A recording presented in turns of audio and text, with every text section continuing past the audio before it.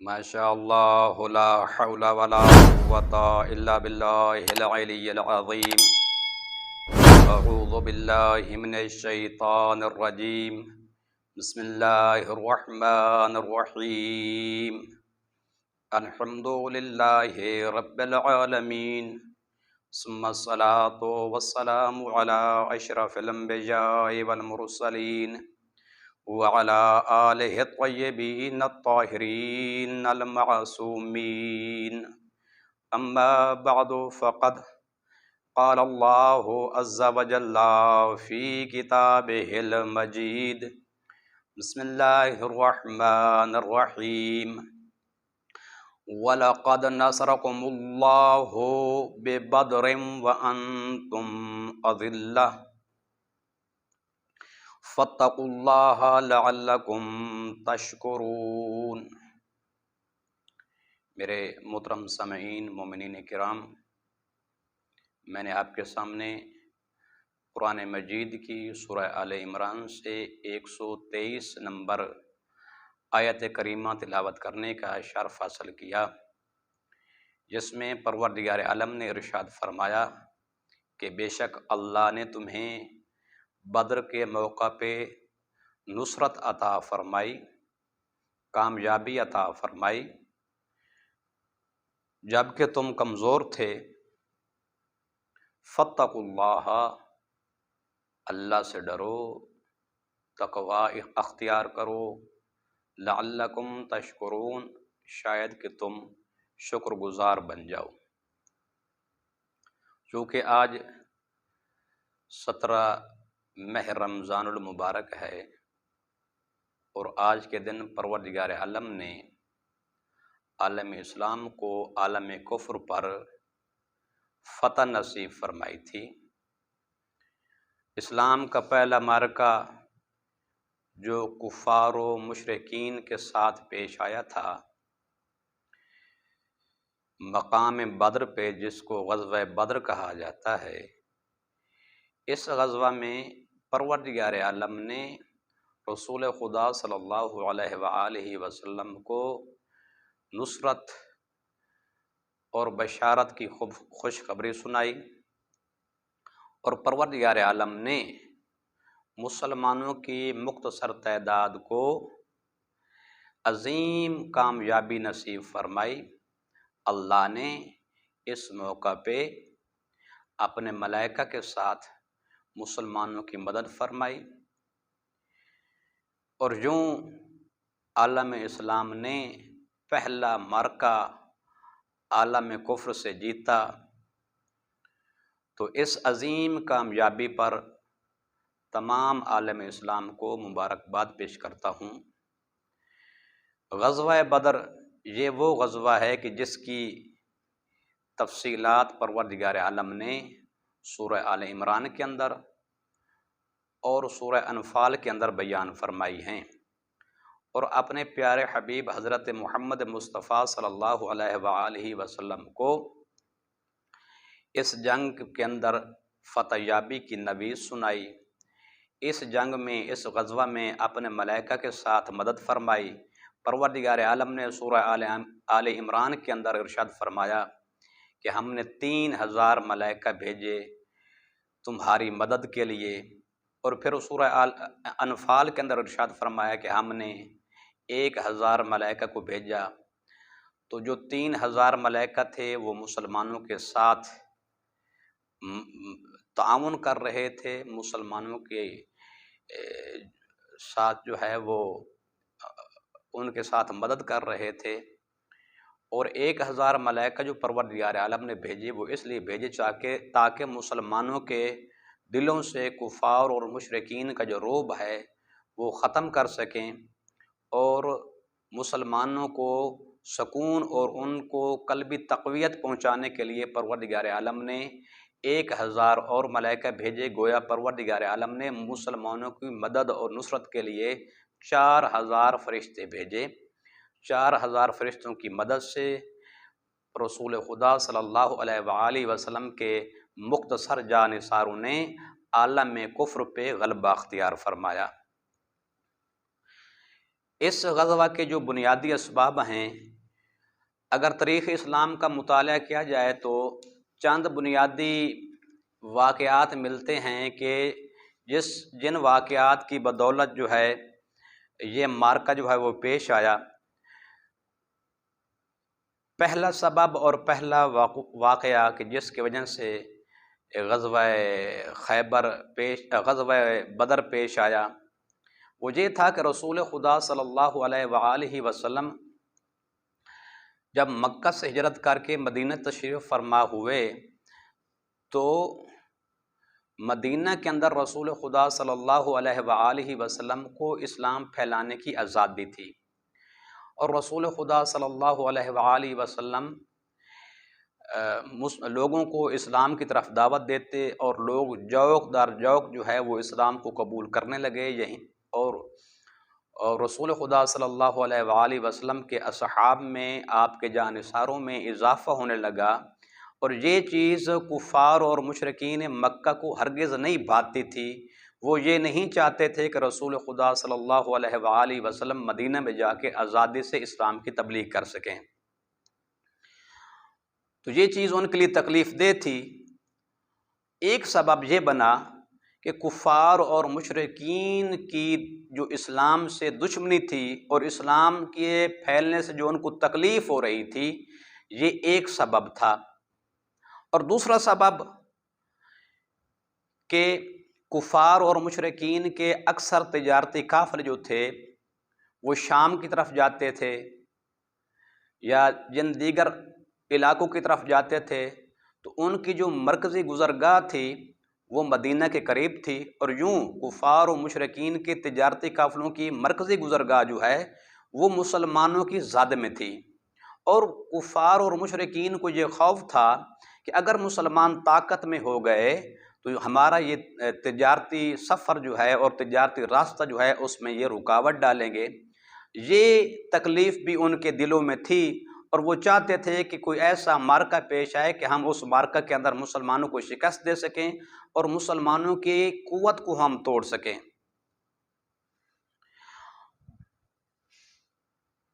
تیسرا جو واقعہ پیش آیا وہ یہ تھا کہ رسول خدا صلی اللہ علیہ وآلہ وسلم کے تازہ صحابی قبیلہ اوس سے تعلق رکھنے والے جناب سعد بن معاذ بیت اللہ کے طواف کے لیے مکہ گئے، تو وہاں پہ کفار اور مشرکین نے سعد بن معاذ سے کہا کہ اگر تم امیہ بن خلف کے مہمان نہ ہوتے تو ہم آپ کو ہرگز بیت اللہ کا طواف نہ کرنے دیتے۔ تو وہاں پر حضرت سعد بن معاذ نے کہا کہ اگر آپ نے مجھے طواف سے روکا تو میں آپ کو ایک ایسی چیز سے روکوں گا کہ جس سے تمہیں بہت زیادہ تکلیف ہوگی۔ یعنی سعد بن معاذ نے جو اشارتاً بات کی وہ اس چیز کی طرف اشارہ تھا کہ ہم آپ کا تجارتی قافلہ روکیں گے اور آپ کی گزرگاہ کو ہم بند کریں گے۔ اور اگلی وجہ چوتھی کہ کفار اور مشرکین ہر صورت میں اسلام کی جو اشاعت ہو رہی تھی، دین مبین کی جو اشاعت ہو رہی تھی، اس میں ہر ممکنہ کوشش کرتے تھے کہ رکاوٹ ڈالیں۔ یہی وجہ ہے کہ بحرین سے ایک قبیلے کا سردار جس کا نام تھا عبد القیس، وہ مدینہ کی طرف آ رہا تھا رسول خدا صلی اللہ علیہ وآلہ وسلم کی خدمت میں اسلام قبول کرنے کے لیے اور اسلام کی تعلیمات لینے کے لیے، تو کفار و مشرکین نے اس سردار کو روکا اور مدینے نہیں آنے دیا۔ اور پانچویں جو وجہ بنی وہ یہ تھی کہ رسول خدا صلی اللہ علیہ وآلہ وسلم نے کفار اور مشرکین کے خطرات کے پیش نظر ایک ایسا دستہ تیار کیا کہ جو کفار کے تجارتی قافلوں پہ نظر رکھنا تھا، جن کا کام تھا، رسول خدا صلی اللہ علیہ وآلہ وسلم نے ان کو کام سونپا کہ گزرگاہ کے اوپر آپ نظر رکھیں اور کفار و مشرکین کے قافلوں کے اوپر کڑی نظر رکھیں۔ تو اسی دوران اس دستے کی کفار و مشرکین کے ایک تجارتی قافلہ سے ملاقات ہوئی اور وہاں پہ ان کی آپس میں جھڑپ ہوئی۔ اس جھڑپ کے نتیجے میں کفار و مشرکین کا ایک شخص عمر بن حضرمی وہ مارا گیا، اور دو ان کے لوگ جو ہیں وہ اسیر ہوئے، تو رسول خدا صلی اللہ علیہ وآلہ وسلم کو جب اس واقعہ کا علم ہوا تو رسول خدا صلی اللہ علیہ وآلہ وسلم نے اپنی ناپسندیدگی کا اظہار فرمایا اور ارشاد فرمایا کہ آپ کو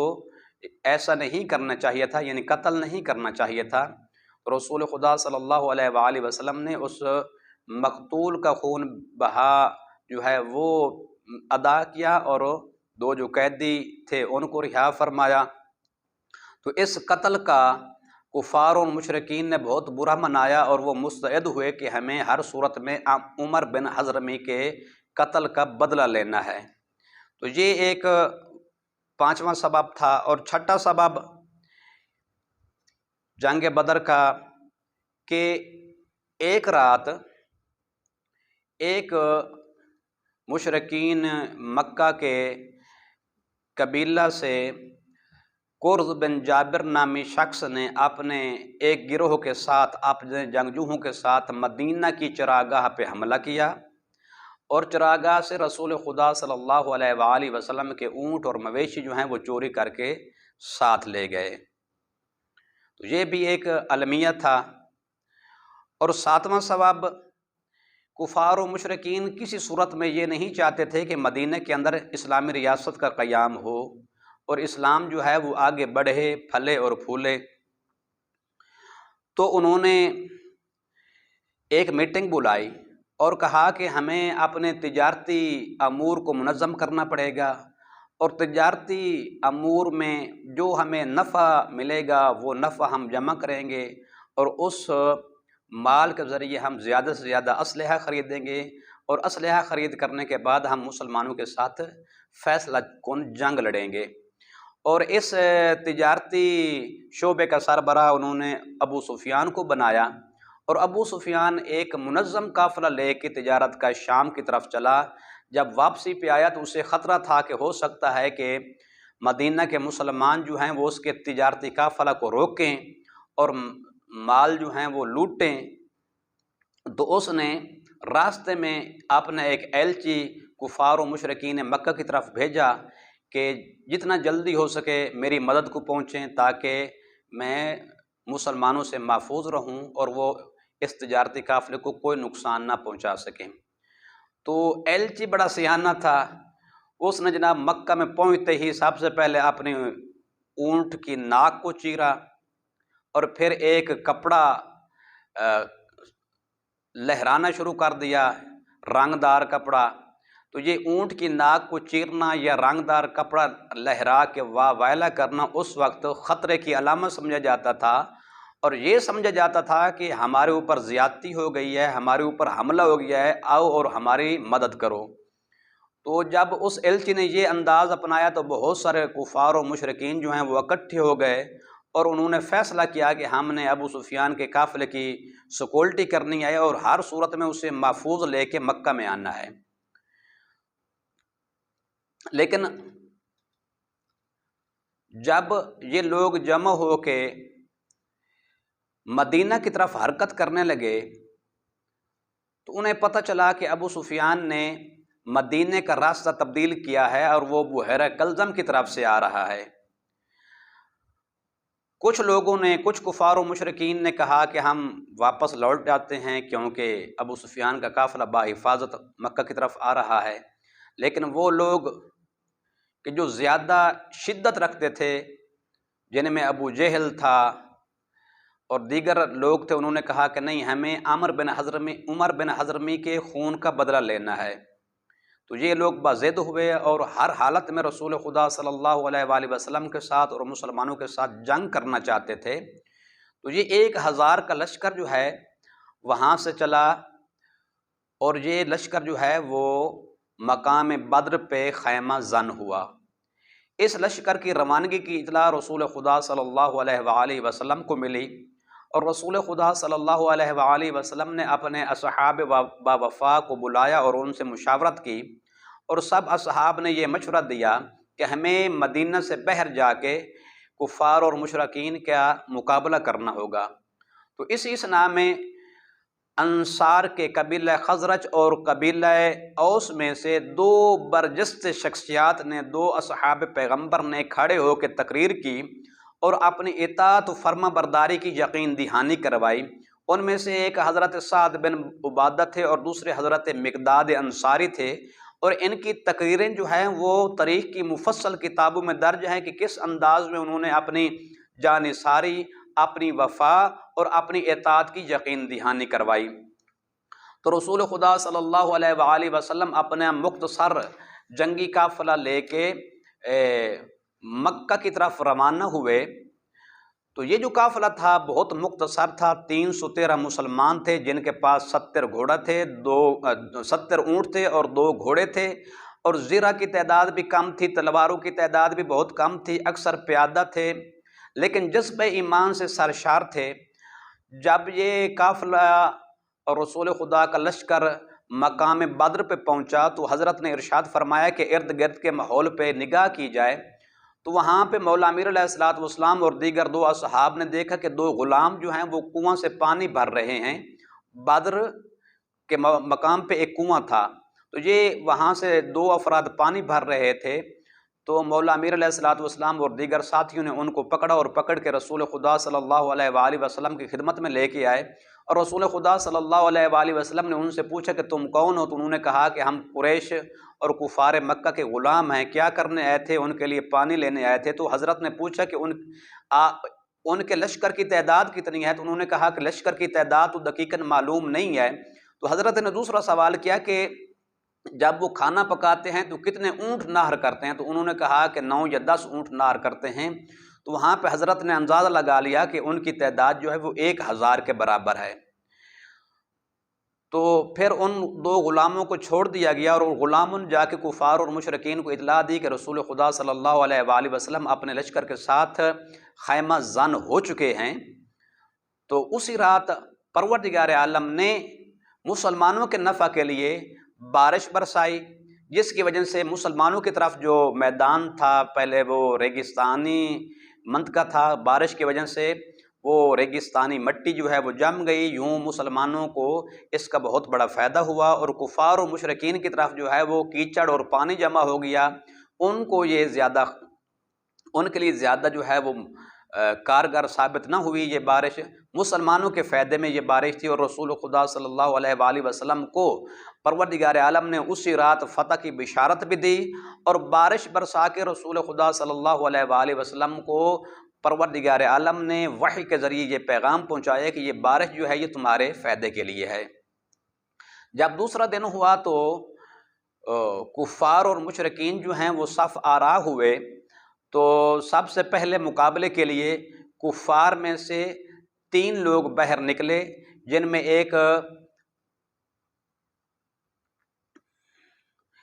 میں سے ایک عتبہ بن ربیہ، اس کا بھائی شیبہ بن ربیہ، اور ولید بن عتبہ، یہ 3 لوگ نکلے، اور ان کے مقابلے میں رسول خدا صلی اللہ علیہ وآلہ وسلم نے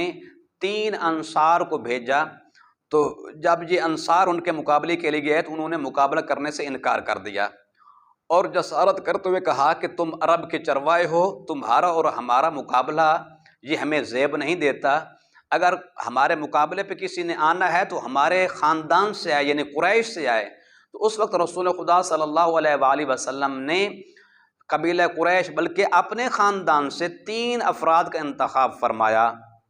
ان میں سے پہلے حضرت عبیدہ بن حارث، رسول خدا صلی اللہ علیہ وآلہ وسلم کے چچا زاد بھائی،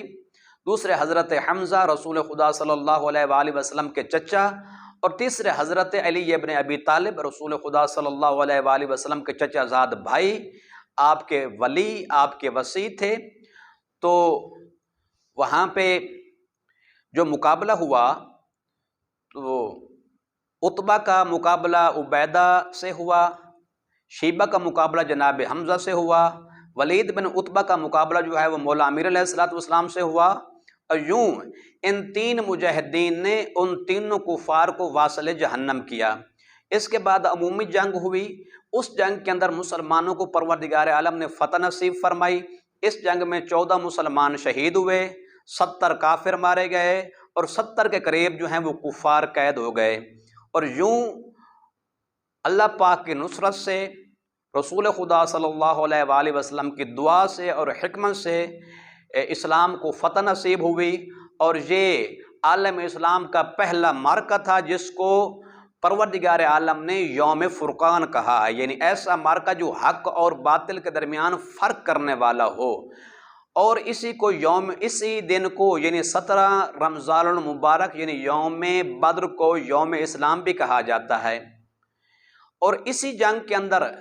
کفار اور مشرکین کا سربراہ اور لیڈر جو تھا ابو جہل، جس کا اصل نام عمرو بن ہشام تھا، وہ بھی اس جنگ میں مارا گیا۔ اور اس ابو جہل کو قتل کرنے والے 3 کم سن مجاہدین تھے، جنہوں نے عبد الرحمن بن عوف سے پوچھا کہ ان لشکر کے سرداروں میں سے آپ ہمیں نشاندہی کریں کہ ابو جہل کون ہے۔ تو عبد الرحمن بن عوف نے نشاندہی کی تو یہ تینوں کم سن مجاہدین لپکے اور ابو جہل کو فنار کر دیا۔ یوں اس کفر کا خاتمہ اس میدان کے اندر ہوا، اور پروردگار عالم کی نصرت سے، رسول خدا صلی اللہ علیہ وآلہ وسلم کی حکمت و دعا سے، حضرت حمزہ، حضرت عبیدہ اور حضرت علی علیہ السلام کی دلیری اور شجاعت اور بہادری کی وجہ سے مسلمانوں کو فتح نصیب ہوئی۔ اور اس جنگ کے اندر ایک خاص بات یہ تھی کہ 70 کافر مارے گئے تھے، جن میں سے 36 کافروں کو مولا امیر علیہ السلام نے اپنی تلوار سے فنار کیا، اور یوں مولا امیر علیہ السلام اس جنگ کے فاتح قرار پائے۔ اور اس کے بعد رسول خدا صلی اللہ علیہ وآلہ وسلم نے حکم دیا کہ کفار اور مشرکین کے نجس لاشوں کو ایک پرانے کنویں کے اندر پھینک دیا جائے۔ جب لاشوں کو پھینکا گیا تو رسول خدا صلی اللہ علیہ وآلہ وسلم نے اس کنویں کے دہانے پہ کھڑے ہو کے ارشاد فرمایا، اے کفار و مشرکین کے مقتولین، مجھے بتاؤ کہ جو وعدہ اللہ نے تمہارے ساتھ کیا تھا، کیا تم نے اس وعدہ کو سچ پایا ہے؟ کیونکہ جو وعدہ اللہ نے میرے ساتھ کیا ہے وہ تو اللہ نے سچ کر کے دکھایا ہے، اور میں نے اس وعدہ کو حق پایا ہے۔ وہ کون سا وعدہ تھا؟ پروردگار عالم نے اپنے پیارے حبیب کو فتح اور نصرت کی بشارت عطا فرمائی تھی، اور کفار اور مشرکین کے لیے جہنم کی وعید سنائی تھی۔ تو اسی تناظر میں رسول خدا صلی اللہ علیہ وآلہ وسلم نے پوچھا کہ بتاؤ، اب اللہ نے جو تمہارے ساتھ وعدہ کیا تھا وہ تم نے حق پایا ہے، سچ پایا ہے؟ اللہ نے میرے ساتھ جو وعدہ کیا تھا میں نے تو اس وعدہ کو حق اور سچ پایا ہے۔ تو ایک شخص نے کہا کہ یا رسول اللہ کہ یہ مقتولین بھی سنتے ہیں؟ تو رسول خدا صلی اللہ علیہ وآلہ وسلم نے ارشاد فرمایا، ہاں یہ بہتر سنتے ہیں۔ اور یوں رسول خدا صلی اللہ علیہ وآلہ وسلم جنگ کی فتح، کامیابی اور مسرت اور خوشی کے ساتھ جو ہے وہ واپس مدینہ پلٹے۔ والسلام علیکم ورحمۃ اللہ وبرکاتہ۔